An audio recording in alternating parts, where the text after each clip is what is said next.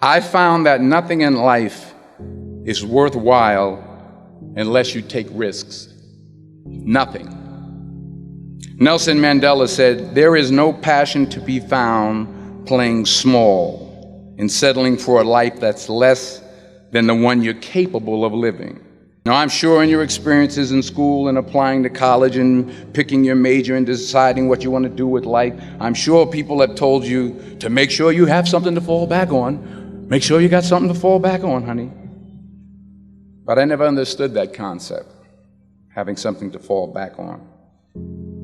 If I'm going to fall, I don't want to fall back on anything except my faith. I want to fall forward. I figure at least this way I'll see what I'm going to hit. Fall forward. This is what I mean. Reggie Jackson struck out 2,600 times in his career, the most in the history of baseball. But you don't hear about the strikeouts. People remember the home runs. Fall forward.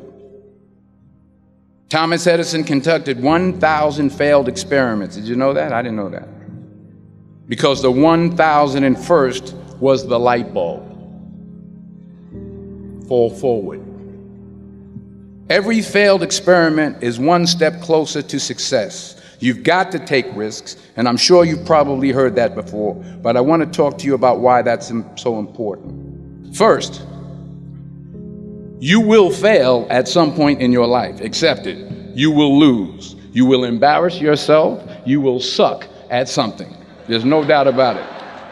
And I know that's probably not a traditional message for a graduation ceremony, but hey, I'm telling you, embrace it, because it's inevitable. And I should know. In the acting business, you fail all the time. Early on in my career, I auditioned for a part in a Broadway musical. Perfect role for me, I thought, except for the fact that I can't sing. So I'm in the wings, I'm about to go on stage, but the guy in front of me, he's singing like Pavarotti. He's just, and he's just going on and on and on, and I'm just shrinking, I'm getting smaller and smaller.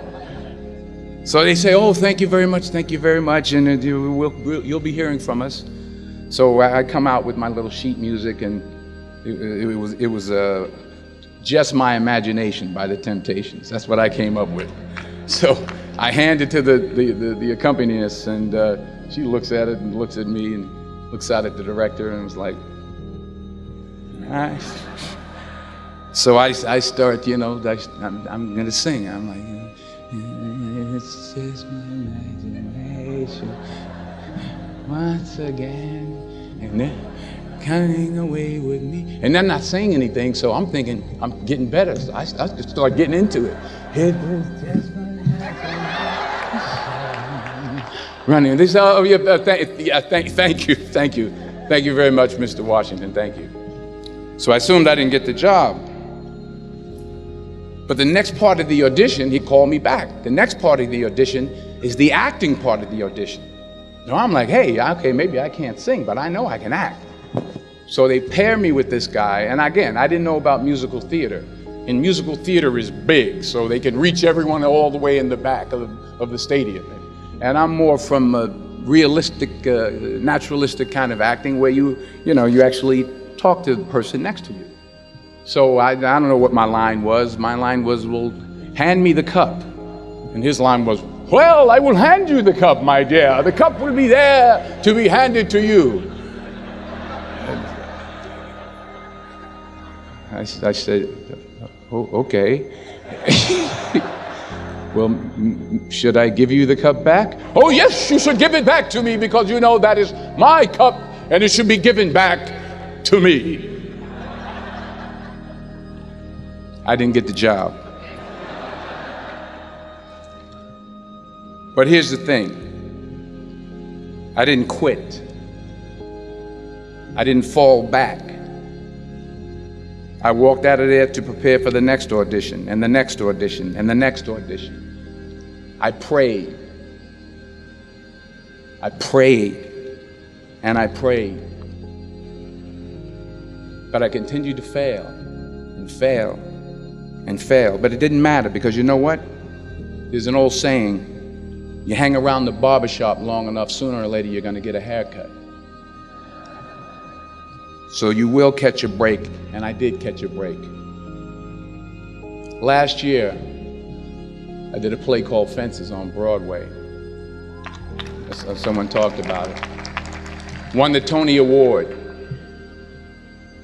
And I didn't have to sing, by the way. But here's the kicker. It was at the Court Theater. It was at the same theater that I failed that first audition 30 years prior. The point is, every graduate here today has the training and the talent to succeed. But do you have the guts to fail? Here's my second point about failure. If you don't fail, you're not even trying. I'll say it again. If you don't fail, you're not even trying. My wife told me this great expression. To get something you never had, you have to do something you never did. Les Brown's a motivational speaker. He made an analogy about this. He says, imagine you're on your deathbed, and standing around your deathbed are the ghosts representing your unfulfilled potential. The ghost of the ideas you never acted on. The ghost of the talents you didn't use. And they're standing around your bed, angry, disappointed, and upset. They say, we came to you because you could have brought us to life, they say. And now we have to go to the grave together. So I ask you today, how many ghosts are going to be around your bed when your time comes? You've invested a lot in your education, and people have invested in you. And let me tell you, the world needs your talents. Man, does it ever. I just got back from Africa like 2 days ago, so if I'm rambling on, it's because I'm jet lagged. I just got back from South Africa. It's a beautiful country, but there are places there with terrible poverty that need help. And Africa is just the tip of the iceberg. The Middle East needs your help. Japan needs your help. Alabama needs your help. Tennessee needs your help. Louisiana needs your help. Philadelphia needs your help. The world needs a lot, and we need it from you. We really do. We need it from you young people. I mean, I'm not speaking for the rest of us up here, but I know I'm getting a little grayer. We need it from you, the young people. So you got to get out there. You got to give it everything you got, whether it's your time, your talent, your prayers, or your treasures. Because remember this, you will never see a U-Haul behind a hearse. You will never see a U-Haul behind a hearse. You can't take it with you. The Egyptians tried it, and all they got was robbed. So the question is, what are you going to do with what you have? I'm not talking about how much you have. Some of you are business majors, some of you are theologians, nurses, sociologists. Some of you have money, some of you have patience, some of you have kindness, some of you have love. Some of you have the gift of long suffering, whatever it is, whatever your gift is. What are you going to do with what you have? All right, now here's my last point about failure. Sometimes it's the best way to figure out where you're going. Your life will never be a straight path. I began at Fordham University as a pre-med student. I took a course called cardiac I still can't say it. Cardiac morphogenesis. I couldn't read it, I couldn't say it, I sure couldn't pass it. So then I decided to go into pre-law, then journalism.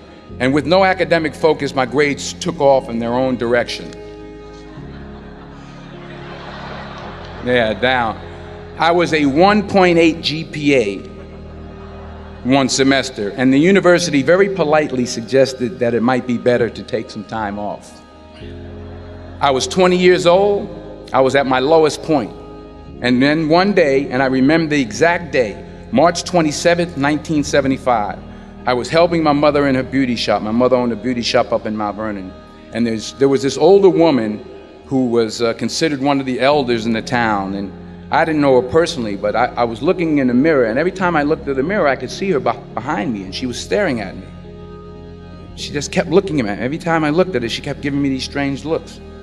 So she finally took the dryer off her head and said she said something I'll never forget. First of all, she said, somebody give me a piece of paper. Give me a piece of paper. She said, young boy, I have a prophecy, a spiritual prophecy. She said, you are going to travel the world and speak to millions of people. Now, mind you, I'm 20 years old. I'm flunked out of school. In fact, like a wise ass, I'm thinking to myself, maybe she's got something in that crystal ball about me getting back into school next fall. But maybe she was on to something, because later that summer, while working as a counselor at a YMCA camp in Connecticut, we put on a talent show for the campers. And after the show, another counselor came up to me and asked, have you ever thought about acting? You're good at that.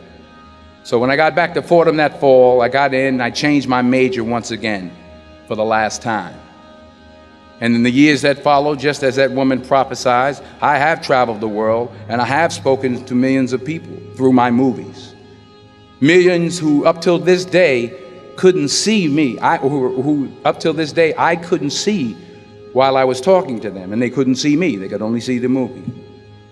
They couldn't see the real me. But I see you today, and I'm encouraged by what I see. And I'm strengthened by what I see.